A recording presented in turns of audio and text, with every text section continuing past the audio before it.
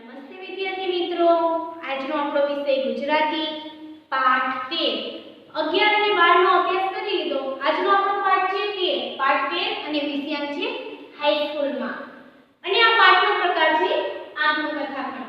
હવે વિદ્યાર્થી મિત્રો, આત્મકથાખંડ એટલે શું? તો પોતાના આત્મ અથવા પોતાની જ વાત આપણે રજૂ કરવી, તેને આત્મકથાખંડ કહેવાય। આપણા બાળપણના સ્મરણો હોય, આપણી યાદો હોય, એને આપણે રજૂ કરીએ, તેને આત્મકથાખંડ કહેવાય। તો વિદ્યાર્થી મિત્રો, આ પાઠનો પ્રકાર પણ આત્મકથાખંડ જ છે અને આ પાઠના લેખક છે ગાંધીજી।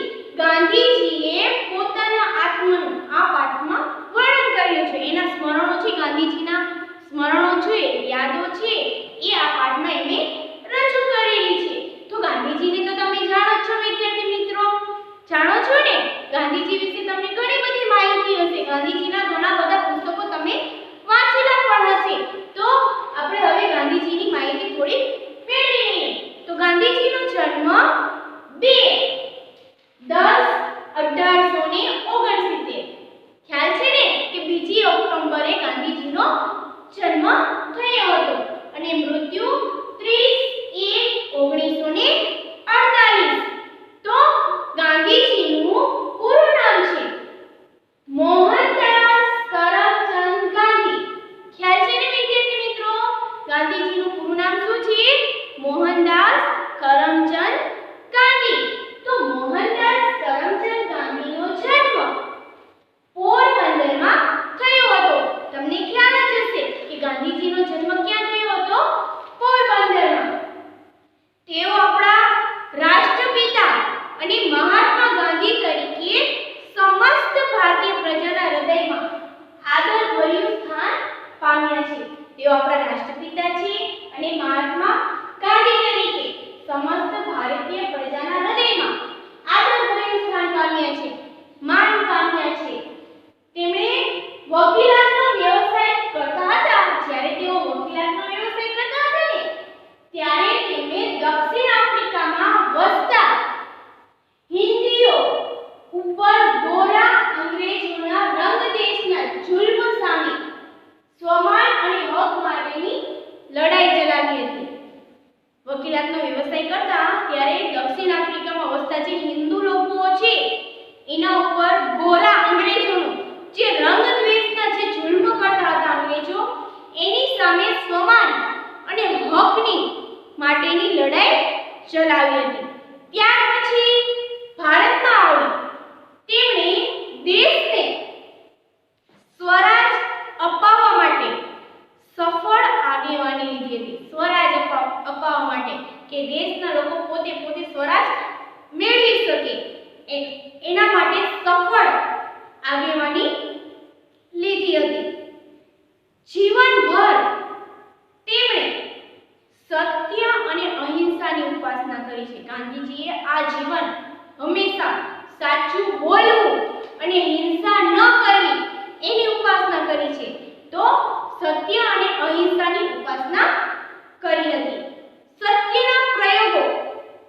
સત્યના પ્રયોગો અથવા આત્મકથામાં ગાંધીજીએ નિખાલસતાની સત્યની પ્રતિષ્ઠા કરતી પોતાની જીવન કથા સરળ અને સચોટ ગદ્યમાં નિરૂપી છે। સત્યના જે પ્રયોગો છે અથવા એમની જે આત્મકથા છે, એમાં ગાંધીજીના જે નિખાલસતાની જે સત્યની જે પ્રતિષ્ઠા કરતી પોતાની જે જીવન કથા છે, એ સરળ અને સાદા રૂપમાં એમાં સરળ રીતે નિરૂપણ કરેલી છે। એ વિશ્વભરની ઉત્તમ આત્મકથાઓમાંની એક કથા છે। વિશ્વભરની જે ઉત્તમમાં ઉત્તમ જે આત્મકથા છે, એની એ એક કથા છે। કઈ? સત્યના પ્રયોગો અથવા આત્મકથા સત્યના પ્રયોગો। હિન્દ સ્વરાજ, આરોગ્યની ચાવી, અનાસક્તિ પ્રયોગ, મંગલ પ્રભાત, વ્યાપક ધર્મ ભાવના વગેરે અનેક પુસ્તકોમાં તેમના વિચારો રજૂ થયા છે।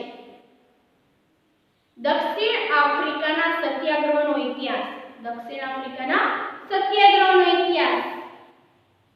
પુસ્તકમાં ત્યાં ચાલેલી 8 વર્ષ લાંબી સત્યાગ્રહની લડતનો ચિતાર આપ્યો છે. દક્ષિણ આફ્રિકાના સત્યાગ્રહનો જે ઇતિહાસ નામની જે પુસ્તક છે એ પુસ્તકમાં ત્યાં ચાલેલી જે 8 વર્ષ લાંબી જે સત્યાગ્રહની લડત છે એનો સરસ મજાનો ચિતાર આપ્યો છે. ઇન્ડિયન ઓપિનિયન, યંગ ઇન્ડિયા, નવજીવન, હરિજન બંધુ વગેરે વિચારપત્રોના તેઓ તંત્રી હતા. વગેરે વિચારપત્રો છે એના તેઓ તંત્રી હતા.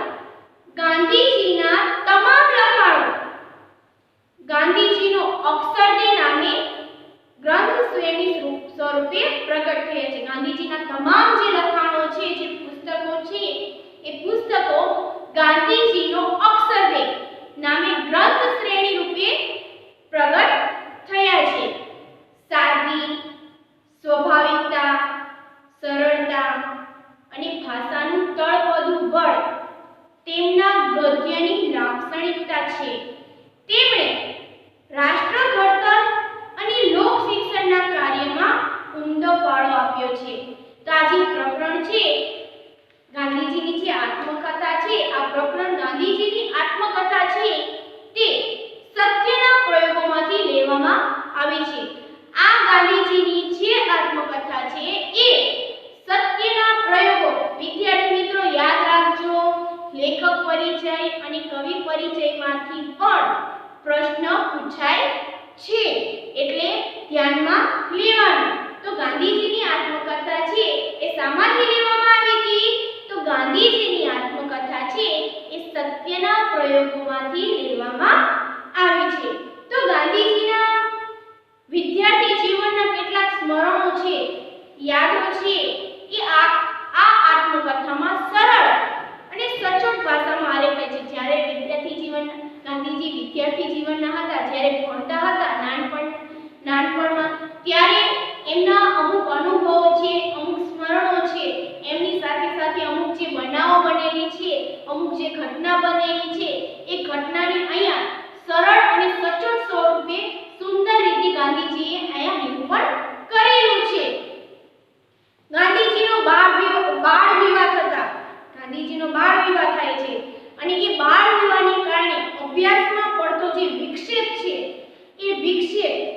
એ બાળ વિવાહને કારણે એમનું 1 વર્ષનું ભણતર વ્યર્થ જાય છે.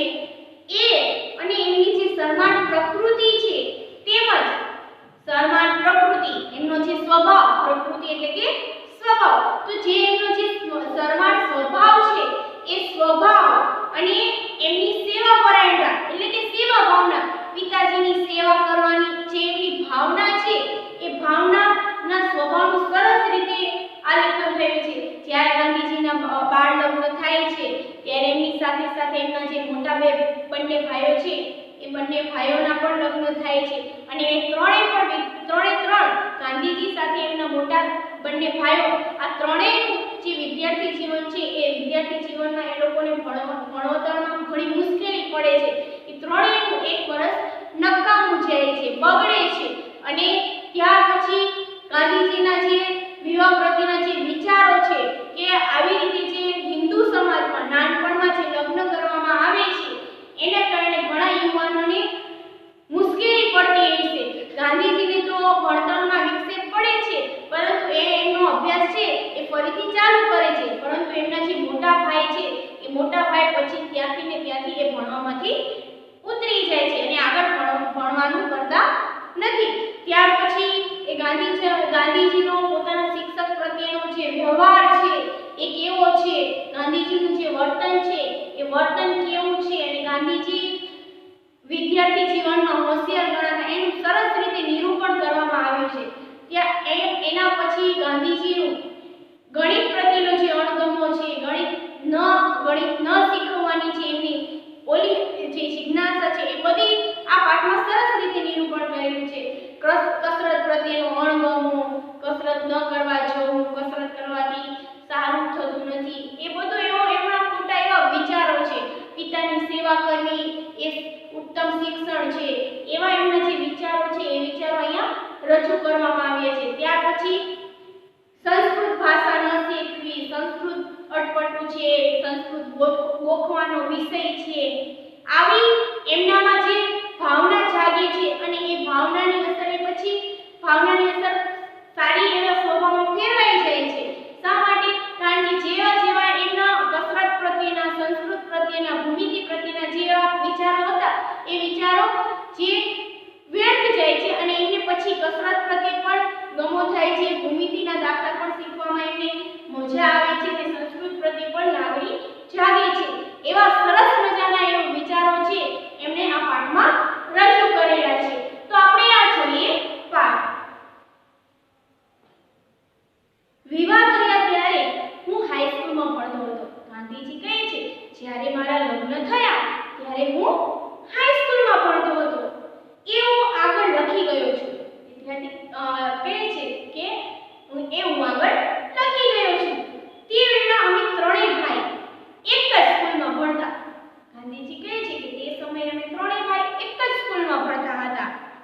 જ્યેષ્ઠ બંધુ ઉપલા ધોરણમાં હતા। જ્યેષ્ઠ એટલે કે મોટા, જ્યેષ્ઠ એટલે કે મોટા, તો મોટા ભાઈ છે એ ઉપલા ધોરણમાં ભણતા હતા ને જે ભાઈના વિવાહની સાથે મારા થયા હતા તે મારાથી 1 વર્ષ આગળ હતા। જે મોટા ભાઈના સૌથી પહેલા લગ્ન થયા અને જે ભાઈની સાથે ગાંધીજીના લગ્ન થયા હતા એ ગાંધીજી કરતા 1 વર્ષ આગળના ધોરણમાં હતા। વિવાહનું પરિણામ એ આવ્યું કે અમારું 2 ભાઈનું 1 વર્ષ નકામું થયું। લગ્નનું પરિણામ એટલે કે રિઝલ્ટ, તો લગ્નનું રિઝલ્ટ એ આવ્યું કે બંને ભાઈઓ 1 વર્ષ નકામું ગયું। મારા ભાઈને સારું તો એથી વિષમ પરિણામ આવ્યું। મારા ભાઈને તો કહે છે કે મારા કરતા પણ વિષમ પરિણામ આવ્યું હતું। શું પરિણામ આવ્યું હતું કે વિવાહ પછી તે નિશાળમાં ન જ રહી શક્યા। લગ્ન થયા અને પછી એ નિશાળે રહી જ ન શક્યા, સ્કૂલે જ ન હતા જતા। આવું અનિષ્ટ પરિણામ તો દેવ જાણે કેટલાક જુવાનોનું આવતું હશે। ગાંધીજી કહે છે કે આવું અનિષ્ટ પરિણામ કેટલાય જુવાનિયાનું આવતું હશે, જેના બાળપણમાં જ લગ્ન કરી દેવામાં આવે છે। એવા કેટલાય જુવાનિયાનું આવું પરિણામ આવતું હશે કે વિદ્યાર્થી જીવનમાં એમના લગ્ન કરી નાખવામાં આવે અને ત્યાર પછી એ સ્કૂલે ન જઈ શકે। વિદ્યા અભ્યાસ અને વિવાહ બે એક સાથે તો હિન્દુ સંસારમાં જ હોય છે। વિદ્યા અભ્યાસ કે વિદ્યાર્થી ભણવાનું, શિક્ષણ મેળવવાનું અને લગ્નનું, આવું તો ગાંધીજી કહે છે કે હિન્દુ પરિવારમાં, હિન્દુ સમાજમાં જ હશે, આવું ક્યાંય નહીં હોય। મારો અભ્યાસ ચાલુ રહ્યો। ગાંધીજી કહે છે કે મારો અભ્યાસ છે એ ચાલુ રહ્યો। હાઈસ્કૂલમાં હું ઠોઠ નિશાળીઓ ન ગણાતો। વિદ્યાર્થી મિત્રો, ગાંધીજી કહે છે કે હાઈસ્કૂલમાં એ ઠોઠ નિશાળીઓ ન ગણાતા, એ હોશિયાર ગણાતા હતા।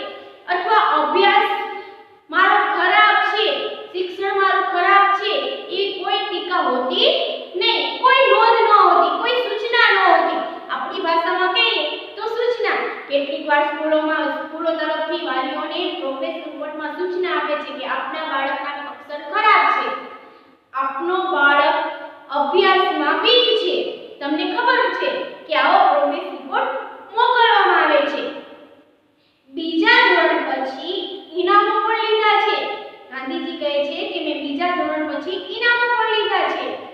5મા તથા 6ઠ્ઠા ધોરણમાં અનુક્રમે માસિક 4 રૂપિયા, 5મા અને 6ઠ્ઠા ધોરણમાં અનુક્રમે માસિક 4 રૂપિયા ને 10 રૂપિયાની શિષ્યવૃત્તિ પણ મળી હતી. ગાંધીજી કહે છે કે મને 10 રૂપિયા અને 5 રૂપિયાની પણ શિષ્યવૃત્તિ મળી હતી. કયા ધોરણમાં? 5મા અને 6ઠ્ઠા ધોરણમાં. આ મળવામાં મારી હોશિયારી કરતા દેવે વધારે ભાગ લીધો હતો. હોશિયારી કરતા દેવે વધારે ભાગ લીધો હતો. એ વૃત્તિઓ બધા વિદ્યાર્થીઓને સારું નહીં. આ જે મારી વૃત્તિ હતી એ બધા વિદ્યાર્થી માટે નથી. સારું નહીં એટલે કે બધા વિદ્યાર્થીઓ માટે નથી.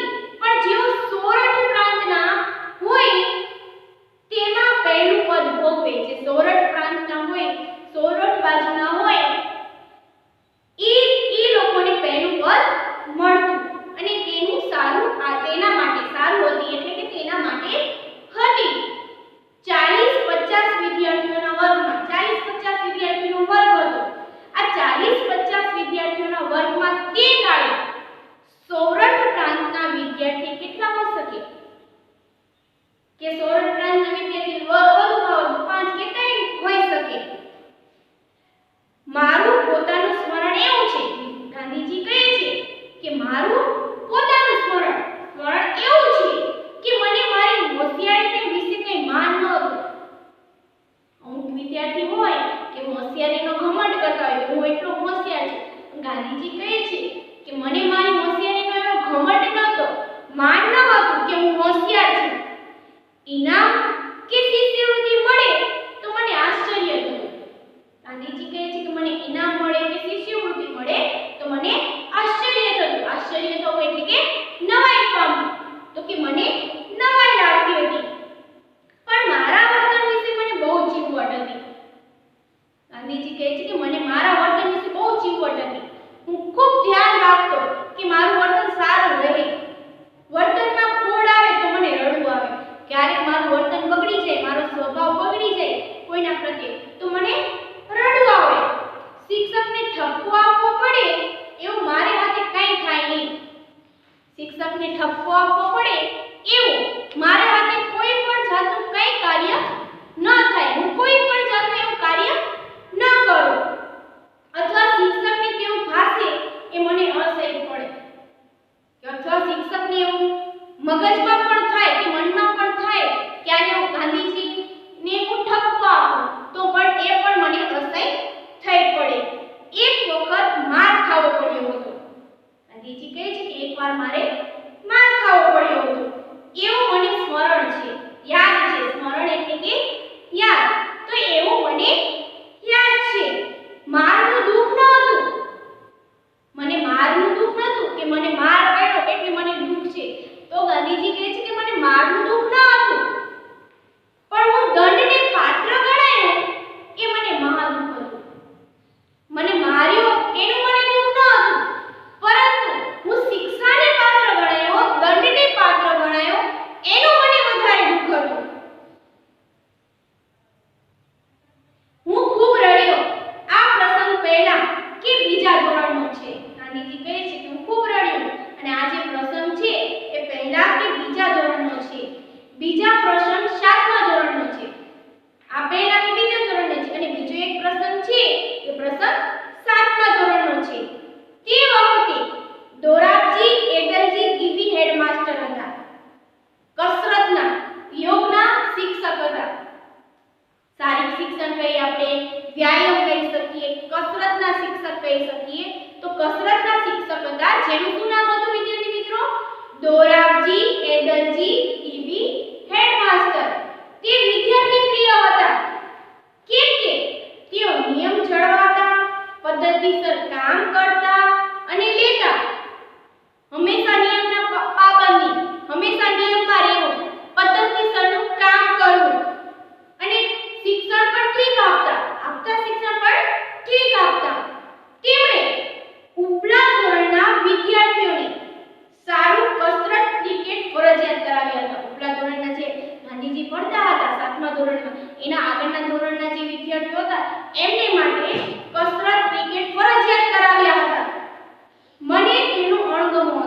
વિદ્યાર્થી મિત્રો, ગાંધીજીને કસરત, ક્રિકેટ રમવું ગમતું નહીં. એના પ્રત્યે કસરત પ્રત્યે ગાંધીજીને અણગમો હતો. ફરજ પડી તે પહેલા તો કદી કસરત કે ક્રિકેટ કે ફૂટબોલમાં ગયો જ ન હતો. જ્યારે ફરજિયાત થયું ને, કસરતનો પિરિયડ ફરજિયાત થયો, લેક્ચર ફરજિયાત થયો, તે પહેલા ગાંધીજી કોઈ દિવસે વ્યાયામના પિરિયડમાં બેઠા જ નથી. જ્યારે એ પિરિયડ ફરજિયાત થયો ત્યારે જ ગાંધીજી એ પિરિયડમાં બેઠા. ન જવામાં મારી શરમાળ પ્રકૃતિ પણ એક કારણ હતું. વિદ્યાર્થી મિત્રો, ગાંધીજી કસરતમાં ન જવા, એ પિરિયડમાં ન બેસવામાં એમનું એક કારણ એ પણ હતું કે ગાંધીજીની પ્રકૃતિ એટલે કે સ્વભાવ, ગાંધીજીનો જે સ્વભાવ છે એ શરમાળ હતો. હવે હું જોઉં છું કે એ અણગમો મારી ભૂલ હતી. ગાંધીજી કહે છે કે જે કસરત પ્રત્યેનો મારો જે અણગમો હતો એ અણગમો મારી ભૂલ હતી. કસરતને શિક્ષણની સાથે સંબંધ ન હોય એવો ખોટો વિચાર તે વેળા હું ધરાવતો હતો. કસરતને શિક્ષણ સાથે કોઈ સંબંધ ન હોય એવો ખોટો વિચાર ગાંધીજી ધરાવતા હતા કે આવો ખોટો વિચાર હું ધરાવતો હતો. પાછળથી સમજ્યો કે વ્યાયામને લીધે શારીરિક કેળવણીને માનસિક જેવું સ્થાન વિદ્યાભ્યાસમાં હોવું જોઈએ. ગાંધીજીને પાછળથી ખ્યાલ આવી ગયો કે વ્યાયામને લીધે શારીરિક કેળવણી કે માનસિકતા જેવું સ્થાન વિદ્યાભ્યાસમાં હોવું જોઈએ. છતાં કસરતમાં ન જવાથી મને નુકસાન ન થયું. ગાંધીજી કહે છે કે હું કસરતમાં પહેલા ન જતો કારણ કે મારા ખોટા વિચાર હતા કે શિક્ષણને વ્યાયામને કંઈ સંબંધ જ ન હતી. પરંતુ પાછળથી ખ્યાલ આવી ગયો કે શારીરિક સાથે શિક્ષણ માનસિકતાને પણ સંબંધ છે. તો કહે છે કે છતાં પણ કસરતમાં ન જવાથી મને નુકસાન ન થયું એમ મારે જણાવવું જોઈએ. તેનું કારણ એ છે કે પુસ્તકમાં ખુલ્લી હવા ખાવા ફરવા જવાની ભલામણ વાંચેલી તે મને ગમેલી. ગાંધીજી પુસ્તકો બહુ વાંચતા હતા અને એમને એક પુસ્તકમાં વાંચેલું પણ ખરી કે પુસ્તકો કે ખુલ્લી હવામાં ખાવા ફરવા જવાની ભલામણ વાંચેલી કે ફરવા જવાની મજા જ કંઈક અલગ છે. ને તેથી હાઈસ્કૂલના ઉપલા ધોરણથી જ ફરવા જવાની ટેવ મને પડી. તે છેવટ લગી રહી. ફરવું એ પણ વ્યાયામ તો છે જ. તેથી મારું શરીર પ્રમાણમાં કસાયેલું બન્યું. ફરવું એ વ્યાયામ જ છે, હરવું ફરવું. તેથી ગાંધીજી કહે છે કે મારું જે શરીર છે એ કસાયેલું બન્યું, મક્કમ બની ગયું. અણગમાનું બીજું કારણ એ પણ હતું કે પિતાજીની સેવા કરવાની જે તીવ્ર ઈચ્છા હતી એ નિશાળ બંધ થાય કે તરત ઘેર પહોંચી સેવામાં પડી જતો. અણગમાનું બીજું એક કારણ હતું કે કસરતનો પિરિયડ હોય, સ્કૂલ બંધ થાય તરત પછી ઘરે પહોંચે, પિતાજીની સેવા કરવા લાગે. જ્યારે કસરત ફરજિયાત થઈ ત્યારે આ સેવામાં વિઘ્ન પડ્યું. સ્કૂલ બંધ થાય અને કસરતનો પિરિયડ આવે એટલે આ જે પિતાજીની સેવા કરતા હતા એ સેવામાં વિઘ્ન પડ્યું. પિતાજીની સેવા કરવાને ખાતર કસરતની માફી મળવી જોઈએ એવો વિનંતી કરીને એમ કે મારે પિતાજીની સેવા કરવી છે, એના કારણે મને કસરતમાં માફી મળવી જોઈએ એવી મેં વિનંતી કરી. પણ દીવી સાહેબે સાના માફી આપી? દીવી સાહેબ છે એ સાના માફી આપી? એક શનિવાર નિશાળ સવારની હતી, સાંજે 4 વાગે કસરતમાં જવાનું હતું. એક શનિવારે સ્કૂલ સવારની હતી અને સાંજે 4 વાગે કસરતમાં જવાનું હતું. મારી પાસે ઘડિયાળ ન હતી. આકાશમાં વાદળા હતા તેથી વખતની ખબર પડી રહી. વાદળાથી હું છેતરાયો. કસરતમાં પહોંચ્યો ત્યાં તો બધા જતા રહ્યા. કહે છે કે એક દિવસે શનિવારે સ્કૂલ સવારની હતી, સાંજે કસરતમાં જવાનું હતું. ગાંધીજીની ઘડિયાળ બંધ પડી ગઈ. તેના કારણે એમને વાદળા જોઈને સ્કૂલે ગયા કારણ કે એમને એમ થયું હશે કે સાંજ થઈ ગઈ છે. તો વાદળા જોઈને ગયા ત્યાં સ્કૂલે બધા જતા રહ્યા હતા. એટલા માટે કહે છે ગાંધીજી કે તે વખતે હું વાદળાથી છેતરાયો. બીજે દિવસે ગિમી સાહેબે હાજરી પૂરી તો હું ગેરહાજર નીકળ્યો. બીજે દિવસે ગાંધીજી હાજરી તપાસી તો કે હું ગેરહાજર નીકળ્યો. મેં તો જે હતું તે કારણ બતાવ્યું. ગાંધીજી કહે છે મેં જે હતું એ કારણ બતાવી દીધું. તેમણે તો સાચું જ ન માન્યું. કિમી સાહેબ છે, શિક્ષક છે, એમે સાચું ન માન્યું. મારા એક આનો કે બે આના દંડ થયો. એક આનો કે બે આના એમ કઈ દંડ થયો. હું ખોટો થયો. મને અતિશય દુઃખ થયું. ગાંધીજી કહે છે કે હું સાચો હતો છતાં પણ હું ખોટો થયો. એનો મને અતિશય દુઃખ હતું. હું ખોટો નથી એ મારે કેમ સિદ્ધ કરું? કશો ઉપાય ન રહ્યો. મનમાં ને મનમાં સમસમી રહ્યો. રોયો. સમજ્યો કે સાચું બોલનારને સાચું કરનારને ગોફેલ પણ ન રહેવું જોઈએ. કે છે કે હું ઘણો રોયો. ગાંધીજી કહે છે પણ સાચું બોલનારને કોઈ ગફલતમાં રહેવું જોઈએ નહીં. આવી ગફલત મારા ભણતરના સમયમાં, ગાંધીજી કહે છે કે આવી પહેલી વાર ગફલત મારા ભણતરના સમયમાં પહેલી અને છેલ્લી હતી. મને ઝાખું સ્મરણ છે કે છેવટે હું દંડ માફ કરાવી શક્યો. મને ઝાખું કંઈક યાદ છે, સ્મરણ છે કે છેવટે જે એ દંડ મને થયો હતો, જે એ દંડ મેં માફ કરાવી શક્યો હતો. તો છેવટે ગાંધીજીએ પોતાનો જે દંડ છે એ દંડ માફ કરાવી શક્યા. તો વિદ્યાર્થી મિત્રો આજે આપણે આટલો રાખી.